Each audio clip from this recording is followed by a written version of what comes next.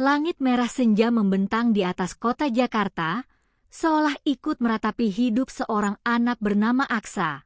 Bocah laki-laki berusia hampir 13 tahun yang setiap harinya menjajakan pulpen di perempatan lampu merah. Tubuhnya kurus, wajahnya dekil karena debu jalanan, namun matanya tajam, menyiratkan keteguhan yang tak biasa untuk anak seumurnya. Ia bukan pengemis.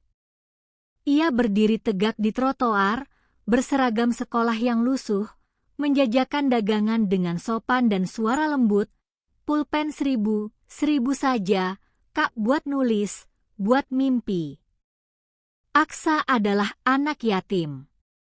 Ibunya meninggal karena kanker otak saat ia duduk di kelas 3 SD. Ayahnya pergi tanpa jejak ketika hutang menumpuk dan rumah mereka disita. Sejak itu, ia tinggal di sebuah yayasan kecil bernama Cahaya Hati, sebuah panti asuhan yang dikelola oleh seorang ustaz tua dan istrinya. Di sana, Aksa belajar tentang hidup, tentang berbagi, dan tentang tidak pernah menyerah, bahkan ketika tak ada harapan sekalipun. Namun hidup di yayasan tak selalu mudah. Persediaan makanan terbatas, baju sekolah harus dipakai bergantian, dan buku pelajaran pun hanya fotokopi lusuh. Untuk bisa menabung agar membeli laptop impian, alat yang ia yakini akan menjadi jalan mengubah nasib, Aksa memutuskan berjualan pulpen. Ia membeli pulpen murah di toko grosir, lalu menjualnya satu persatu dengan selisih Rp100. Sederhana, namun bagi Aksa, itu seperti menjual harapan. Hari itu, seorang wanita muda berpenampilan rapi turun dari mobil hitam mewah. Ia mengenakan kacamata hitam dan pakaian formal. Sejenak ia tertegun melihat Aksa. "Kamu jualan?" tanyanya. Aksa mengangguk, menyodorkan pulpen. "Iya, Bu. 1000 saja. Bisa buat nulis puisi atau rencana masa depan." Wanita itu terdiam. Tak biasanya ia menemui anak sekecil itu dengan kata-kata sedalam itu. Ia membeli 5 pulpen, memberi uang 100.000, lalu beranjak pergi tanpa menunggu kembalian. Aksa bingung, ingin mengejarnya, tapi lampu hijau sudah menyala. Ia pun menatap uang itu dan menghela napas. Hari itu ia mendapatkan keuntungan lebih besar dari biasanya. Namun bukan itu yang membuatnya terdiam, melainkan sorot mata wanita itu. Ada sesuatu yang berbeda. Seolah ia memperhatikan Aksa bukan sebagai pengganggu di jalanan, tapi sebagai anak manusia. Wanita itu adalah Hana Lee, CEO muda dari perusahaan teknologi asal Korea Selatan, Hatek Corporation, yang memiliki cabang di Indonesia. Ia sedang dalam perjalanan ke pabriknya di daerah Cikarang. Mobilnya terpaksa berhenti karena kemacetan, dan dari situlah pertemuan singkat itu terjadi. Ia tak tahu mengapa dirinya tergerak untuk menghentikan langkah dan membeli pulpen dari bocah jalanan. Namun kata-kata Aksa terngiang di telinganya. Buat nulis puisi atau rencana masa depan. Sesampainya di kantor, Hana disambut kericuhan. Sistem produksi mereka lumpuh akibat server pusat rusak dan semua teknisi lokal maupun Korea tak bisa memperbaikinya. Hari itu Hatek rugi miliaran rupiah. Ia frustrasi. Para teknisi menyerah. "Ini harus dikirim ke pusat, Bu Hana," ucap kepala divisi IT. "Kami tidak punya ahli jaringan yang cukup paham sistem lama ini." Di saat yang sama, Aksa di panti membuka buku bekas yang ia pinjam dari perpustakaan umum. Ia belajar tentang jaringan, bahasa pemrograman, dan sistem operasi lama. Ia senang menyelesaikan teka-teki. Ia hafal banyak kode error walau belum pernah melihat server secara nyata. Kalau aku punya komputer sungguhan, aku bisa bantu banyak hal, gumamnya. Keesokan harinya, Aksa kembali menjajakan pulpen di tempat yang sama. Namun tidak ia sangka, mobil hitam mewah yang kemarin datang lagi. Kaca terbuka, Hana menatapnya. Namamu siapa? Aksa, Bu. Kamu suka komputer? Aksa mengangguk. Saya suka membaca tentang coding dan server. Hana membuka pintu mobil. Ayo ikut saya sebentar. Aksa bingung. Ia tak tahu siapa wanita ini, tapi ada ketulusan yang terpancar dari wajahnya. Ia pun masuk ke mobil, tanpa tahu bahwa hidupnya akan berubah total. Sesampainya di kantor Hatek, para staf tercengang. Siapa ini, Bu Hana? Beri dia waktu 5 menit saja di ruang server, kata Hana. Semua tertawa. Anak jalanan? Mau benerin server yang teknisi Korea pun gak bisa. Namun Hana bersikeras. Aksa dibimbing masuk ke ruang server. Ia berdiri di depan monitor tua yang menunjukkan kode error. Tangan mungilnya bergerak cepat di atas keyboard, membuka command prompt, mengetik perintah demi perintah. Tak sampai 3 menit, layar yang tadinya gelap langsung menampilkan sistem yang kembali hidup. Sistem restored successfully. Semua terpaku.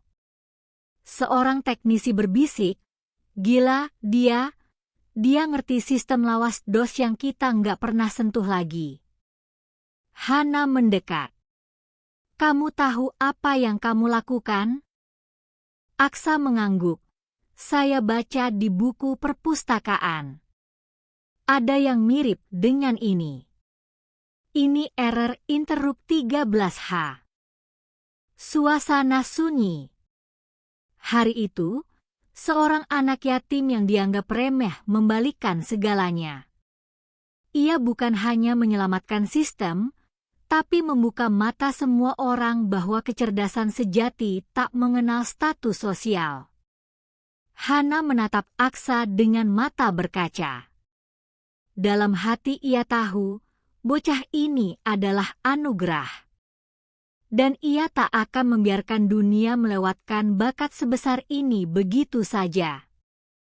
Langit mendung menggantung di atas gedung tinggi perusahaan PT Naratama Teknologi, tempat di mana seorang wanita muda bernama Azalea Dirgantara, CEO perusahaan itu, sedang duduk gelisah di ruangannya. Raut wajahnya menunjukkan beban berat. Perusahaan yang dibangun almarhum ayahnya kini berada di ambang kehancuran. Mesin produksi utama mereka rusak, dan para teknisi dalam dan luar negeri sudah menyatakan menyerah. Tak ada cadangan dana untuk mengganti, tak ada investor yang ingin menolong. Ia memijit pelipisnya, menatap laporan keuangan yang berdarah-darah saat ponselnya berbunyi. Zal, kamu harus lihat ini sendiri. Suara sekretarisnya tergesa-gesa. Di lobi. Ada anak kecil, bawa 1 kotak penuh kertas, katanya dia punya solusi buat mesin kita. Azalea mengernyit, nyaris tertawa. Anak kecil? Mainan dari YouTube mungkin? Tidak, ini serius. Beberapa teknisi di bawah bahkan melongo baca skemanya. Dengan langkah cepat, Azalea turun ke lobi. Di sana, dia melihat seorang anak laki-laki berpakaian seragam lusuh, memeluk sebuah map plastik berisi gambar-gambar teknik dan rumus rumit di atas kertas A4. Bocah itu berdiri tegak, tak gentar. "Apa benar kamu yang bilang bisa perbaiki mesin kami?" tanya Azalea, setengah ragu. Anak itu mengangguk. "Nama saya Aksa, Bu. Saya tidak bisa pastikan 100%, tapi saya lihat cara kerjanya dari jurnal lama, dan saya pikir saya tahu kenapa mesinnya selalu macet."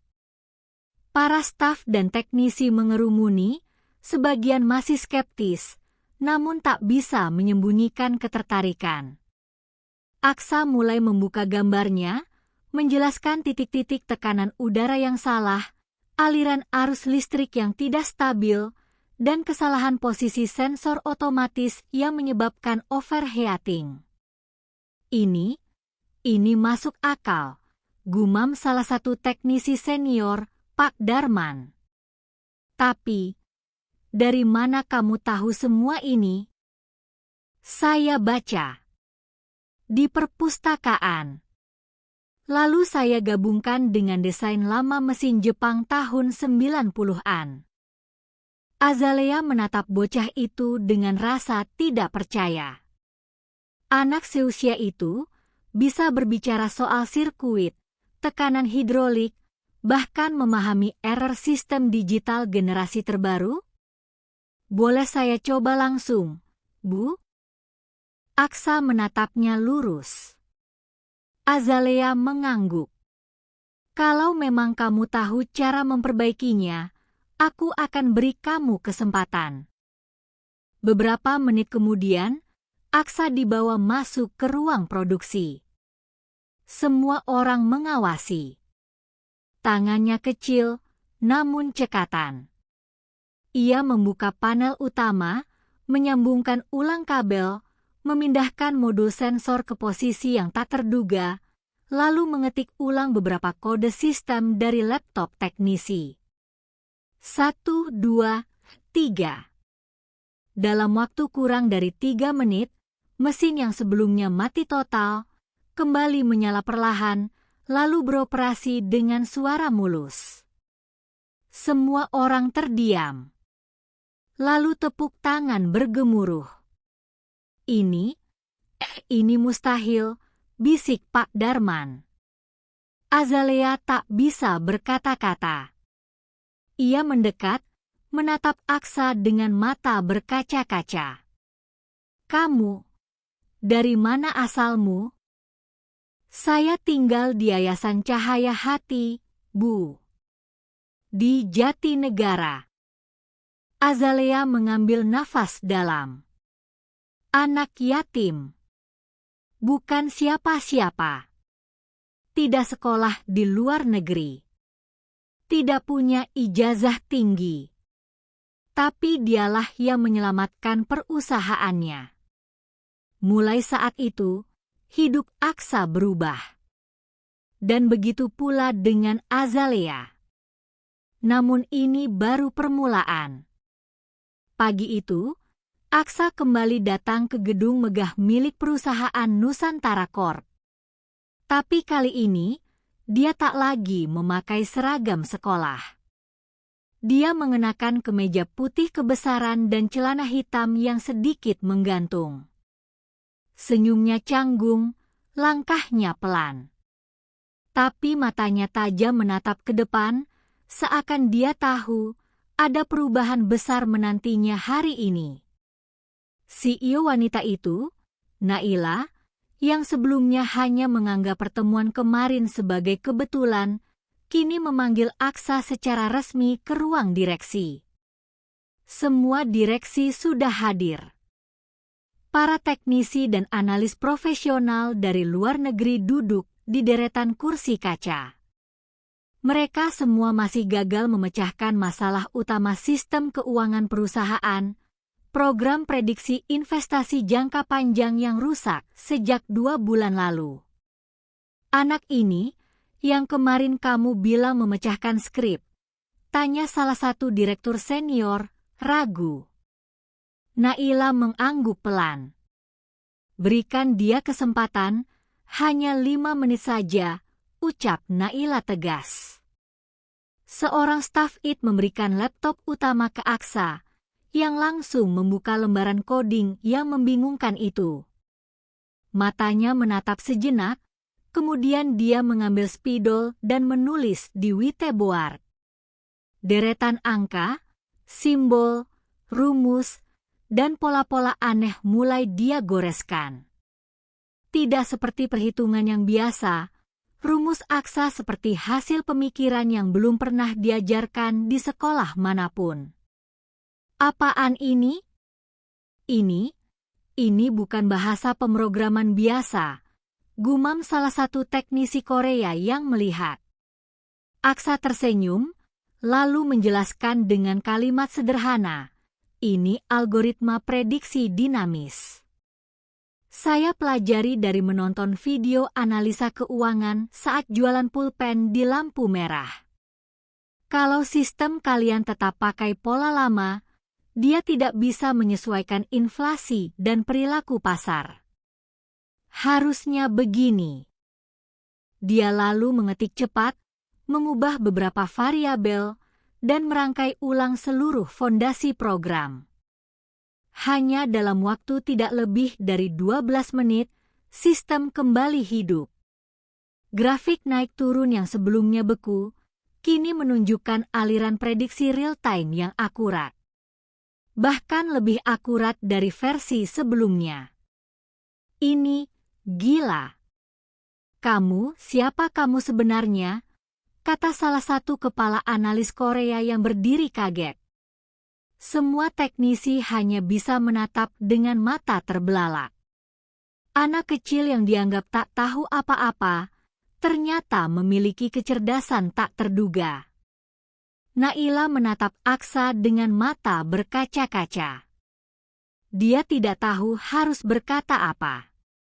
Di satu sisi dia bangga, tapi di sisi lain, hatinya tersentuh begitu dalam. Bagaimana kamu bisa tahu semua ini? Tanya Naila akhirnya. Aksa menunduk. Saya hanya sering menonton video orang-orang sukses. Mereka bilang, rumus itu ada dalam pola. Dan saya belajar membaca pola dari kehidupan. Termasuk dari dagang. Kalau pulpen laku saat cuaca panas, berarti ada pola. Kalau orang beli saat lampu merah detik ke-18, itu juga pola. Saya pelajari semua. Ruangan hening. Salah satu direksi bahkan terlihat menahan air mata. Mereka menyadari, bocah yang tadinya mereka pandang sebelah mata, justru telah membuka harapan baru bagi perusahaan. Aksa bukan hanya sekadar jenius. Dia adalah anugerah. Naila bangkit dari kursinya, lalu berjalan pelan ke arah Aksa. Tanpa banyak kata, dia memeluk Aksa erat. Kamu tidak akan lagi berdiri di pinggir jalan, Aksa. Mulai hari ini, kamu jadi bagian dari keluarga besar perusahaan kami. Aksa membalas pelukan itu dengan tangan gemetar. Bukan karena takut, tapi karena untuk pertama kalinya sejak ditinggal ibunya, dia merasa dihargai. Diterima. Di luar ruangan, langit mendung perlahan cerah. Seolah semesta pun menyambut keajaiban yang baru saja terjadi. Setelah kejadian luar biasa itu, nama Aksa langsung menjadi perbincangan hangat di seluruh lingkungan perusahaan. Bukan hanya itu, berita tentang bocah jenius dari jalanan yang menyelamatkan sistem finansial perusahaan besar pun mulai tersebar ke media sosial. Foto-fotonya bersama Naila tersebar dengan cepat, bahkan menjadi trending topik nasional. Namun di balik semua kegembiraan itu, Aksa tetap menjadi anak sederhana. Pagi harinya, ia masih terbiasa bangun di mushola terminal tempat ia biasa tidur. Tapi hari itu berbeda. Ketika ia membuka mata, ia sudah berada di kamar luas, kasur empuk, dan suara nyanyian burung dari balik jendela besar mengiringinya bangun. "Ini, di mana?" gumamnya pelan. Seorang wanita muda yang merupakan asisten pribadi Naila masuk sambil membawa nampan berisi sarapan. "Selamat pagi Aksa. Kamu sekarang tinggal di guest house milik Bu Naila. Semuanya sudah disiapkan. Hari ini kamu akan mulai belajar di kantor," ucapnya lembut. Aksa mengangguk pelan. Ia tak banyak bicara, hanya matanya yang memandang ke seluruh ruangan, seakan belum percaya bahwa kini ia memiliki tempat tinggal yang lebih layak dari sekadar bangku mushola. Di kantor, Naila sudah menunggu. Ia berdiri di depan semua karyawan, mengenakan blazer biru laut dengan wajah yang bersinar penuh semangat. Mulai hari ini, Aksa resmi menjadi anggota kehormatan Nusantara Corp dengan posisi sebagai konsultan inovasi dan pengembangan teknologi. Usianya memang masih muda, tapi pemikirannya jauh lebih dewasa dari kita semua, katanya. Tepuk tangan menggema. Beberapa staf bahkan meneteskan air mata. Mereka tahu, anak ini bukan sekadar fenomena sesaat. Hari-hari berikutnya, Aksa belajar dengan cepat. Ia mendalami cara kerja sistem perusahaan, membaca laporan keuangan, hingga mempelajari etika bisnis internasional. Yang mengejutkan, ia menyerap semua itu dalam waktu sangat singkat. Kemampuan memorinya luar biasa. Tapi ada satu hal yang selalu Aksa bawa, kesederhanaannya. Ia tetap bersikap rendah hati. Tak pernah meminta apapun. Bahkan ia selalu menolak jika diberi uang tunai terlalu besar. "Kalau kebanyakan uang, saya takut lupa diri, Bu," katanya suatu malam saat Naila menawarinya bonus.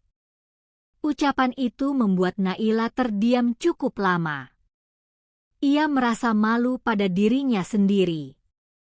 Ia yang dewasa kadang masih terbawa ego dan keserakahan, tapi anak kecil ini justru mampu menahan godaan dunia. Di balik kekaguman itu, Naila juga mulai merasakan sesuatu yang lain. Sesuatu yang hangat. Setiap kali melihat Aksa tertidur di sofa ruang rapat sambil memeluk buku, setiap kali mendengar suaranya yang jujur dan lugas, hatinya bergetar. Ia belum pernah merasakan ini sebelumnya. Aksa tidak hanya menyelamatkan perusahaannya. Aksa telah mengisi ruang kosong dalam hidupnya. Di luar perusahaan, media mulai menyorot kehidupan Aksa.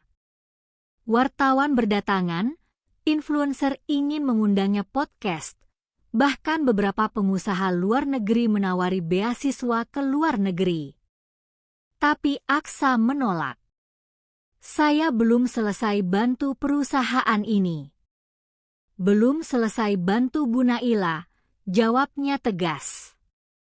Keteguhan hati itu membuat banyak orang kagum, tapi juga menimbulkan masalah. Sebuah perusahaan pesaing yang iri mulai menyebar kabar miring tentang Aksa. Mereka menyebarkan isu bahwa Aksa hanya dimanfaatkan oleh Naila, bahwa dia hanyalah anak jalanan yang disulap demi konten viral. Naila marah besar. Ia langsung menggelar konferensi pers, menunjukkan bukti kemampuan Aksa di depan publik. Ia bahkan mengajak Aksa mempresentasikan sistem yang sudah dia bangun sendiri.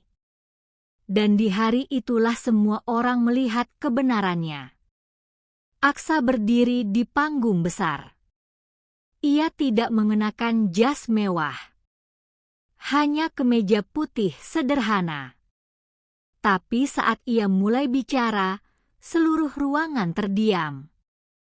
Ia menjelaskan tentang pola-pola pasar, algoritma yang ia ciptakan sendiri, dan bagaimana ia memetakan pergerakan saham melalui kebiasaan manusia. Tidak ada satupun orang yang meragukannya lagi. Setelah selesai, standing ovation memenuhi ruangan. Aksa tetap tersenyum malu-malu. Tapi dari atas panggung, ia mencari satu wajah. Wajah yang selama ini memberinya kesempatan. Naila. Mata mereka bertemu.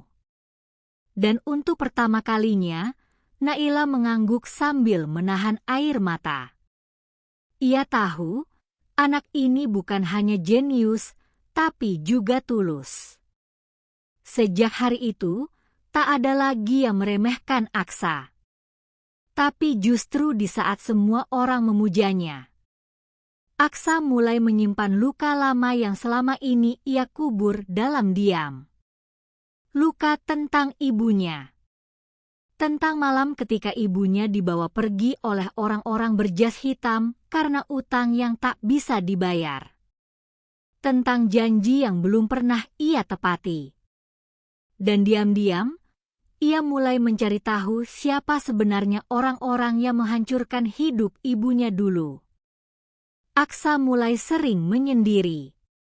Di tengah kesibukan kantor, di sela jadwal belajar dan presentasi, ia lebih banyak melamun sambil menatap langit-langit atau mencoret-coret kertas dengan garis tak tentu. Naila menyadarinya. Sesekali ia mendekat dan bertanya, "Kamu kenapa, Aksa?" Tapi Aksa hanya tersenyum dan berkata, "Aku cuma rindu ibu." Jawaban itu cukup menghentak hati Naila. Ia tak pernah membayangkan bahwa anak yang tampak kuat dan mandiri itu ternyata menyimpan luka yang sangat dalam. Suatu malam, saat semua karyawan sudah pulang dan lampu kantor hanya menyisakan penerangan lembut di ruang tengah, Aksa memberanikan diri masuk ke ruangan Naila. "Bu, aku mau tanya sesuatu. Tentang orang-orang berjas hitam yang suka narik utang dari rakyat kecil. Apa perusahaan kita dulu pernah kerja sama dengan mereka?" Pertanyaan itu seperti palu yang menghantam dada Naila. Ia terdiam. Wajahnya perlahan memucat. "Kamu maksud debt collector swasta yang ilegal itu?" Aksa mengangguk pelan. "Iya. Waktu itu, mereka yang ambil ibuku. Dan setelah itu, aku sendirian." Naila tak langsung menjawab. Tapi matanya mulai berkaca. Ia ingat sesuatu. Beberapa tahun lalu, sebelum ia memimpin penuh perusahaan, ada divisi investasi kecil yang menjalin kerjasama dengan pihak ketiga, perusahaan pinjaman kilat. Tanpa diawasi ketat, divisi itu ternyata terlibat pada praktik keuangan kotor, termasuk pembiayaan hutang dengan bunga tak manusiawi. Dan salah satu mitra kerjasama saat itu adalah PT Harapan Timur, nama yang masih terngiang di telinga Aksa sebagai pihak yang mengambil ibunya. "Aksa, aku minta maaf. Aku nggak tahu kalau ibumu jadi korban dari kerjasama yang dulu. Tapi aku janji, aku akan bantu kamu cari tahu segalanya. Kita akan ungkap siapa dalangnya," kata Naila dengan suara bergetar. Keesokan harinya, Naila memerintahkan penyelidikan internal. Aksa ikut memeriksa file-file lama. Ia menyelidiki dokumen, catatan transaksi, dan mendalami peran perusahaan pinjaman itu. Hari demi hari, makin banyak fakta terungkap. Ternyata selama ini, kelompok itu masih aktif beroperasi di balik bayang-bayang dunia fintech. Mereka menjerat ribuan keluarga miskin dengan sistem bunga mencekik. Yang lebih mengejutkan, salah satu anggota direksi lama perusahaan Naila ternyata menjadi investor diam-diam di balik bisnis gelap tersebut. Aksa marah.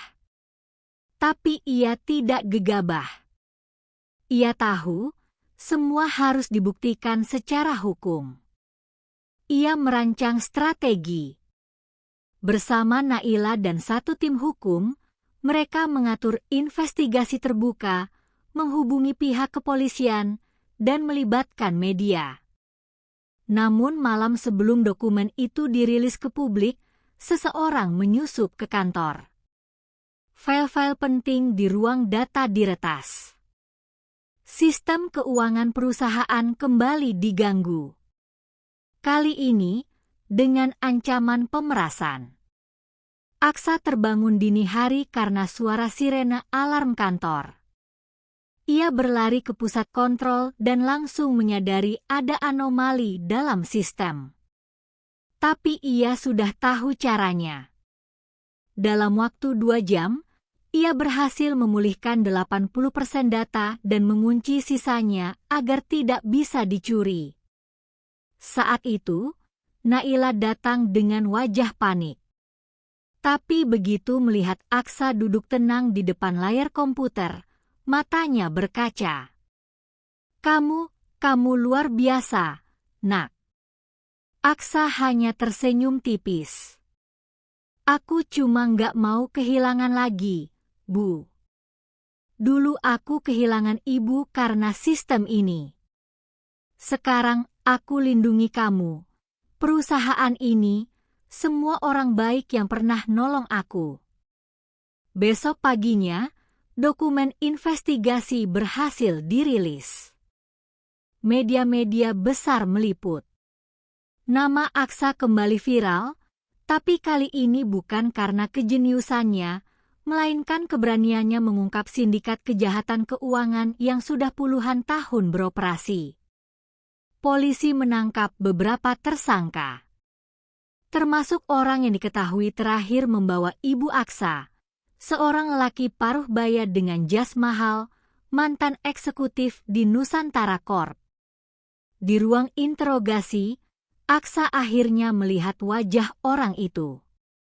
Tak ada amarah. Hanya mata yang penuh tanya. Kenapa kalian ambil ibuku? Lelaki itu menunduk. Karena dia tak sanggup bayar. Tapi, aku tahu di akhir, dia menyerahkan sesuatu. Apa? Tanya Aksa pelan. Lelaki itu mengeluarkan amplop lusuh dari dalam map hitam.